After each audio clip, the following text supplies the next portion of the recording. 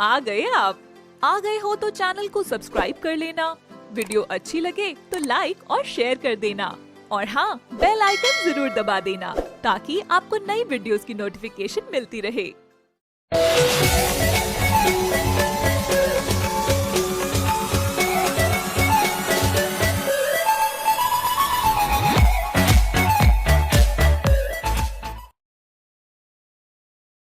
ये कहानी है जयपुर के एक स्टेशन की, जहाँ एक प्रेग्नेंट कुली माँ और उसकी लड़की सीमा रहते थे।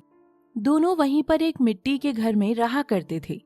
उसके पिता की मौत 3 साल पहले हो चुकी थी, जिसके बाद सीमा की माँ की जिंदगी में कोई आया था, पर वो उन्हें धोखा देकर प्रेग्नेंट करके भाग गया। फिर वो दोनों अपना गुजारा कर रही थी। फिर सीमा का कॉलेज में दाखिला हुआ। उसकी माँ ने एक एक पाई पाई जोड़कर उसका एडमिशन एक बड़े से कॉलेज में कराया है। एक दिन सीमा अपनी माँ से कहती है, माँ, आज खाने का जुगाड़ हो जाएगा क्या? हाँ बेटा, मैं आज कुछ पैसे लेकर आई हूँ, हम खाना खा लेंगे, तू टेंशन क्यों लेती है? हाँ माँ, कल तो हमने दिन में 2 बार ही खाया था, तो मुझे दोपहर में भूख लग रही थी और मैं कॉलेज जाती हूँ तो सब बच्चे अच्छा अच्छा खाना खाते हैं कैंटीन पर और घर से भी अच्छा खाना लाते हैं, पर मुझ पर कुछ खाने को नहीं होता। कोई नहीं बेटा, हमारे भी अच्छे दिन आएंगे। मैं मेहनत करती हूँ तो मेरी बच्ची तेरे लिए ही तो करती हूँ, जिससे तू अच्छे कपड़े पहने, अच्छी पढ़ाई करे और एक दिन बड़ी कलेक्टर बनकर दिखाए मुझे। हाँ माँ, मैं एक दिन बहुत बड़ी कलेक्टर बनूंगी और सिर्फ उसका कारण तुम होंगी। तुमने इतनी मेहनत करी है तो तुम्हारी मेहनत रंग दिखाएगी और मैं कलेक्टर बनूंगी। नहीं बेटा, इसमें मेरी मेहनत क्या है, सब तेरी ही है। ठीक है माँ, मैं कॉलेज चलती हूँ अब। सीमा और सीमा की माँ दोनों अपने काम पर चली जाती हैं। सीमा की माँ को 100 से 200 जितने भी रुपए कुली के काम से मिलते थे, वो उनका खाना लाती थी और सीमा के लिए पैसे जोड़ती थी। सब कुछ नॉर्मल ही चल रहा था। वो दोनों अपने अपने काम पर जाती थी। फिर एक दिन सीमा की कॉलेज की छुट्टी थी। वो अपनी माँ के साथ उनके काम पर जाती है। उसकी माँ नॉर्मल काम ही कर रही होती हैं, पर इस बार ट्रेन में से एक कलेक्टर आता है। उसकी माँ सामान उठाने वाली ही होती है कि एकदम कलेक्टर साहब बोलते हैं, अरे नहीं माँ जी, आप मेरे सामान मत उठाइए। मैं तो आपके बेटे जैसा हूँ और मुझे अच्छा नहीं लगेगा कि आप मेरे सामान उठाएंगे, और आप प्रेग्नेंट भी हैं। कोई बात नहीं बेटा, ये तो मेरा काम है, मैं कर देती हूँ। नहीं नहीं, कोई नहीं, आप ये पैसे लीजिए, 300 रुपए और लीजिए मेरी तरफ से।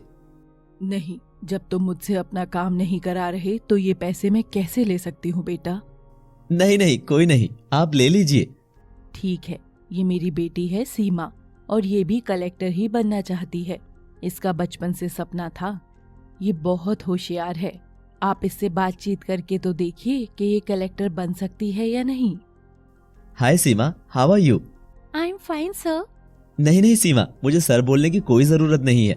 मेरा नाम विपुल है, यू कैन कॉल मी विपुल। और मैं तो तुमसे ज्यादा बड़ा भी नहीं हूँ, सिर्फ 3 या 4 साल ही बड़ा हूँ। ओके विपुल सर। फिर सीमा की और कलेक्टर की काफी बातें चलती है और कलेक्टर को पता चल जाता है कि सीमा काफी होशियार और समझदार लड़की है। वो उसकी माँ से कहता है, माँ जी, आपकी लड़की बहुत ही होशियार और समझदार है, ये बात मैं समझ गया हूँ, और आप इसकी पढ़ाई रुकने मत दीजिएगा। ये कलेक्टर बनकर रहेगी और मैं आप दोनों के साथ हूँ। अगर इसकी पढ़ाई में कोई भी अड़चन आएगी तो आप मुझसे मदद ले सकती हैं। ये लीजिए मेरा नंबर। मैं भी सीमा की पूरी मदद करना चाहता हूँ उसके कलेक्टर बनने में। कलेक्टर साहब, आपका बहुत बहुत धन्यवाद। आज से पहले हमें किसी ने ऐसा नहीं कहा है और ना ही इतनी इज्जत से हमसे किसी ने बात करी है। आपका बहुत बहुत धन्यवाद। हाँ विपुल, माँ सही कह रही हैं। थैंक यू सो मच हमारी इतनी मदद करने के लिए। नहीं, इसमें थैंक यू की कोई बात नहीं है। बस तुम्हारी मेहनत और लगन देखकर मेरा भी मन कर गया तुम्हारी मदद करने का। अब सीमा की पढ़ाई और अच्छे से चलने लगती है और उसकी माँ का भी 5वां महीना होता है और 3 महीने बाद सीमा का भी पेपर होता है। साथ ही कलेक्टर अब उनकी बहुत मदद कर रहा था। सीमा भी पढ़ाई में ऐसी ही मेहनत करती है। सीमा का एग्जाम का दिन आ जाता है। उस दिन वो एग्जाम के लिए कॉलेज से छुट्टी ले लेती है। उसके बाद वो बेसब्री से रिजल्ट का इंतजार करती है। सीमा, आज तुम्हारे रिजल्ट का दिन है, तुम्हें पता है क्या? हाँ विपुल, मैं उसका इंतजार कर रही हूँ बस। दोनों रिजल्ट का इंतजार करते हैं और फिर 10-15 मिनट बाद रिजल्ट आ जाता है। सीमा देखो देखो, तुम्हारा रिजल्ट आ गया है। क्या हुआ बताओ कुछ, मैं पास हूँ या नहीं? खुद ही आकर देख लो। हाँ ठीक है, देखती हूँ। सीमा अपना रिजल्ट देखकर खुश हो जाती है। मैं पास हो गई माँ, मैं पास हो गई, सब देखो मैं पास हो गई। हाँ हाँ सीमा, तुम पास हो गई। देखो तुम्हारी सारी मेहनत का फल है ये। हाँ कलेक्टर साहब, मेरी बच्ची है ही इतनी होशियार। इसमें मेरी क्या मेहनत है? इसमें तो बस आप दोनों की ही मेहनत है, जिन्होंने मुझे इतना सपोर्ट करा और इतनी मदद करी। फिर उसके 3-4 दिन बाद सीमा की माँ की डिलीवरी का दिन था और उन्हें फिर डॉक्टर के पास ले जाना पड़ा। सीमा, आप इनकी बेटी हो क्या? हाँ डॉक्टर, क्या बात है, आप मुझे बताइए। मैं ये बताना चाहती हूँ कि इस बच्चे की डिलीवरी के बाद आपकी माँ को ज्यादा समय नहीं बचेगा, इसलिए आप उनसे पहले ही मिल लीजिए। ये क्या कह रही हैं आप डॉक्टर साहब? हाँ सीमा, यही सच है। सीमा रोने लगती है और कलेक्टर आकर उसे संभालता है और हौसला देता है।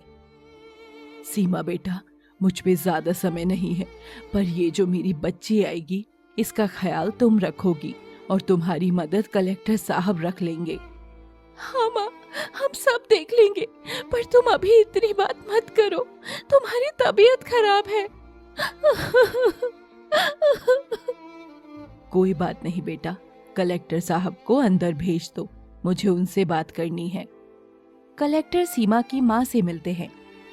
माँ जी बताइए। कलेक्टर साहब, मेरी आपसे एक विनम्र विनती है, बस आप मेरी सीमा से शादी कर लेना। मेरे मरने के बाद उसका कोई सहारा नहीं बचेगा, तो आपको ये वादा करना पड़ेगा मुझसे, ये मेरी आखिरी इच्छा है। माँ जी, मैं आपकी आखिरी इच्छा जरूर पूरी करूंगा।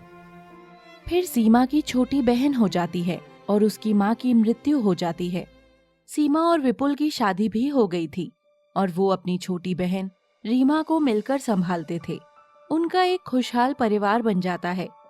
विपुल और सीमा अपनी अपनी नौकरी से बहुत ही अच्छा योगदान दे रहे थे और देश का नाम रोशन कर रहे थे। Thanks for watching.